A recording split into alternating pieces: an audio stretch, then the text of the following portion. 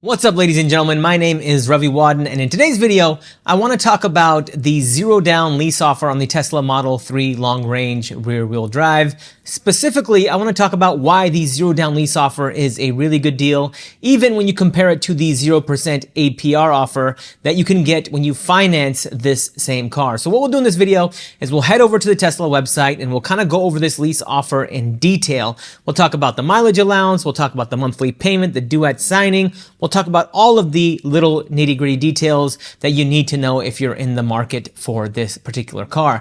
Then in the second part of this video, what we'll do is we'll run my 1.25% rule of leasing, and I'll show you why this Tesla Model 3 is a good lease deal in terms of value. Now, just because this is a zero down lease deal doesn't mean it's a it's a good lease deal in terms of value. So we'll run my 1.25% rule of leasing, and I'll show you why it's a good lease deal in terms of value.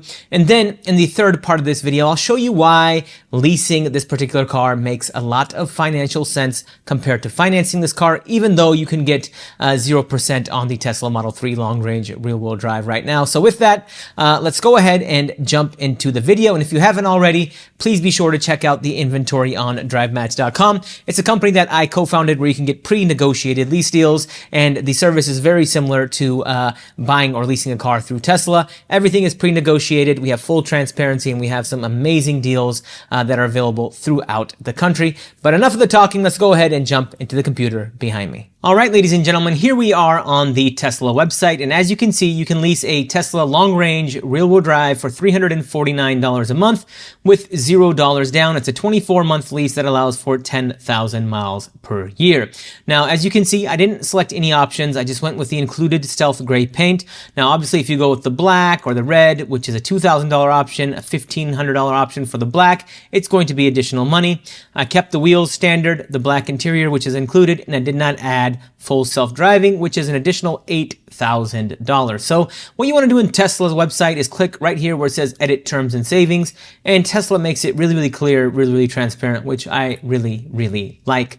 Now, as you can see here, the monthly payment's $349 a month. The down payment is $0 down, but what you're going to see is that there is a due at signing amount. Now, I like to check this box right here that says include estimated taxes and fees, and that will give you the taxes and fees based on where you live.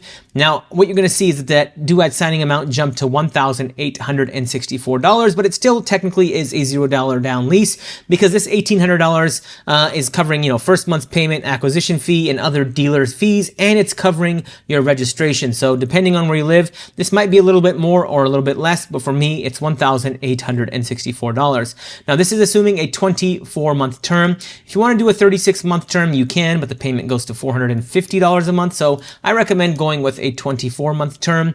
And then with the annual mileage, it comes standard with 10,000 miles a year. Now, if you know you drive more than 10,000 miles a year, you can do 12 and the payment goes to $437. You can do 15,000 miles a year and the payment goes to $457. But I'm going to leave this at 10,000 miles a year. But a pro tip here is that if you know you drive more than 10,000 miles a year, just do a 12 or a 15,000 mile a year lease up front, because you will have to pay an excess mileage penalty of 25 cents per mile. And when you pay for the mileage up front, AKA when you just do 12 or 15 up front, you're going to pay much less than 25 cents per mile.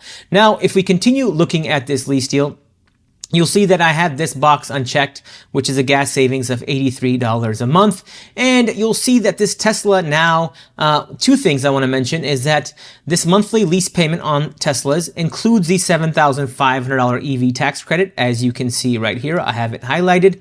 And you'll also have a buyout option on this Tesla. So as I have it configured here, 24 months, 10,000 miles a year, the buyout option on this car is $29,838 a month. Now, it doesn't always make financial sense to buy out the car, but if you do want to keep this car long-term for whatever reason, you can buy it for $29,838. And the cool thing is it actually dynamically adjusts. So if I change this, to 15,000 miles a year, you'll see that the buyout option reduces to $28,522 a month. Now we'll leave this at 10,000 miles a year. And ladies and gentlemen, that's kind of the things that you need to know when you're leasing this Tesla. Now in this part of the video, I want to talk about why this Tesla Model 3 is a good deal in terms of value running my 1.25% rule of leasing. Now, when you run my 1.25% rule of leasing, it's a pretty quick formula, and I'll go slow so you can follow along. Now, anytime you get a number over 1.5% after you run this formula, that typically is a car that I don't like to lease. It makes more financial sense, or it could make more financial sense to finance that particular car. Pretty much the savings from leasing that car are negated anytime you're over 1.5% in general. If you're under 1.5%, that's a good lease deal. That's a car that I would personally lease, and I would recommend my friends and family to lease. If you're under 1.25%, that's a great lease deal, so it's even better. And if you're under 1%, that's an amazing lease deal. I mean, that's a no-brainer when it comes to leasing or financing that you should lease that car. And that typically is reserved for plug-in hybrids and electric vehicles, since you get that $7,500 rebate. Now, there are other cars that get close to that 1% rule, but for the most part, you're looking at plug-in hybrids and electric vehicles that meet that 1% criteria. So what we're going to do is we're going to take this $1,864, which is the due at signing amount, which you can see right over here, and we're going to subtract the monthly payment of $398 a month, since it's included in the due at signing amount, and that gives us $1,466.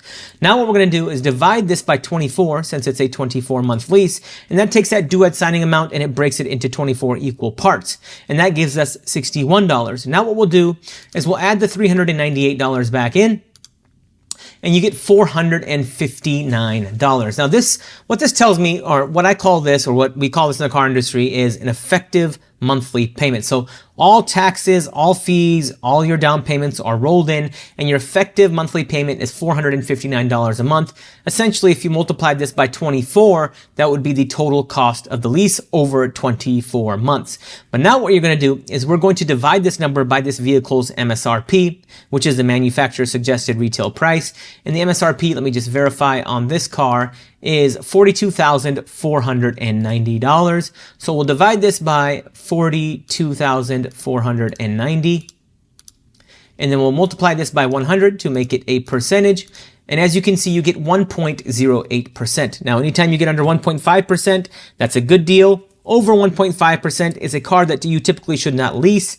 Under 1.25% is a great deal. Under 1%, amazing deal. And this Tesla Model 3 long-range rear-wheel drive comes in at 1.08%, so I think it's a great deal in terms of value and is pushing an amazing lease deal in terms of value. All right, ladies and gentlemen, in this section of the video, I want to talk about why it makes more sense to lease this Tesla Model 3 as opposed to financing this Tesla Model 3, even though you can get 0% APR. Now, if we take a look at the lease payment, include taxes and fees, with the $1,864 due at signing and a $398 monthly payment, your total out-of-pocket over 24 months is going to be $11,416.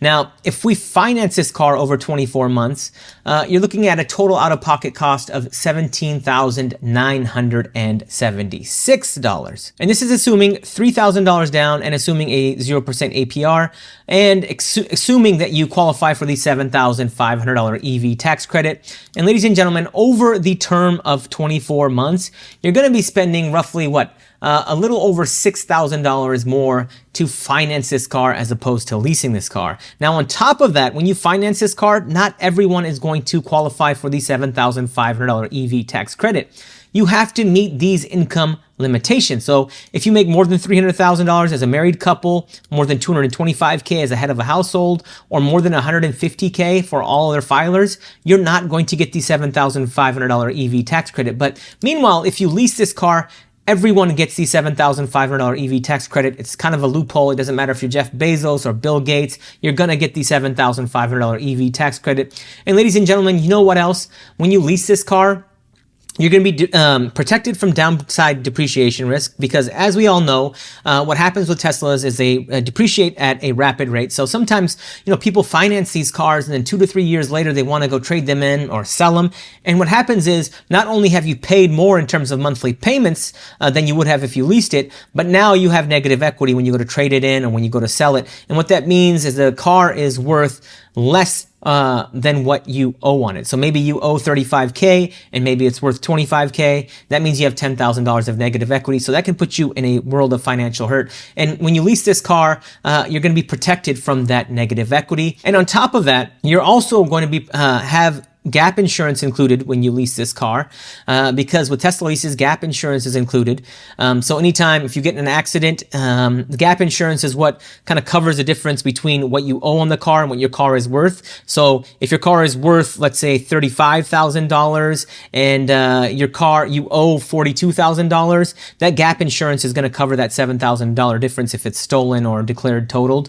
But with leasing, that gap insurance is included. But when you finance it, you have to pay an additional monthly premium. And on top of that, when you lease, you're also going to get other benefits like diminished value protection. And what that is essentially, if you're leasing this car and you get an fender bender and you get in an accident, you're not going to be on the hook for that loss of value on your car, right? So if you buy that car and you get in a fender bender and you go to trade it in or sell it, you're probably going to get $2,000, $3,000, $4,000 less because you have an accident on your record. But when you lease that car, you can simply turn that car back in. And ladies and gentlemen, for those of you that are like, oh, but when you're leasing it, you're just renting the car, you're not buying the car. Remember, you do have a buyout option. As I mentioned earlier, you can buy this car for $29,838 and you can keep it for as long as you'd like, or if you want to pay it off and keep it for 10 years, 15 years, you have the option to do so.